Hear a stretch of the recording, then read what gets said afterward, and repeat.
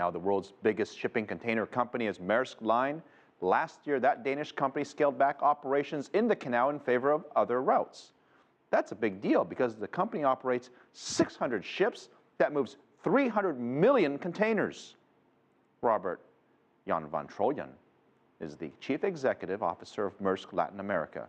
Our reporter Nitza Soledad-Perez caught up with him recently and asked him what the impact of this expansion is going to be on his business. The Panama Canal expansion has two elements. One is the ability to put bigger ships through, but secondly, the prime driver of our business is foreign trade. And foreign trade between Asia and the USA, between Asia and Latin America. Foreign trade and the growth of foreign trade itself is not affected by the expansion of the canal. It's basically driven by the economic growth of the nations involved, the Latin nations, China, and the US. And that itself, whether the canal expands or not, doesn't change.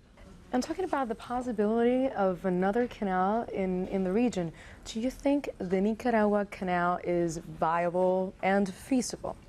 Particularly in emerging markets like Latin America, the current upsurge in investment and infrastructure, we can only applaud. So our principal position would always be, also with a canal like Nicaragua, is good idea. Let's do it. But we are a user. We are not an investor, and we are not on the inside of the feasibility calculations. Latin America's economic growth is attracting suitors.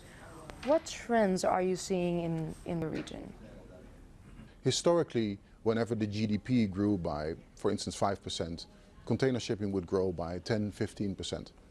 So you could always count with a double-digit growth of container shipping within Latin America with the rest of the world. We are seeing that the growth trend continues, but it's much more single-digit. So we're talking about growth of 5–6%, no longer 10–15%.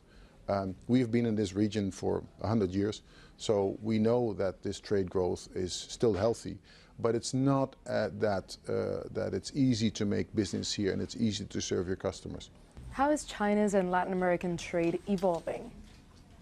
Overall, the trade with China has always been very strong. And if you compare the foreign trade partners of Latin America, of all the partners, the trade with China and the trade with Asia overall has always been the strongest and always been the strongest growth. So we expect that certainly to continue, but not with the double-digit growth we have seen in the past. We think that Brazil will continue to be a powerhouse, but what I just explained about the overall Latin American growth, we see Brazil, of course, lowering their GDP growth, and that is also affecting foreign trade. With regards to why we are here today, we saw a good opportunity to be in Panama because of the proximity of the canal, because Panama is equidistant from many of the major markets in Latin America. So for us as a regional function to travel through the region is actually quite easy in Panama.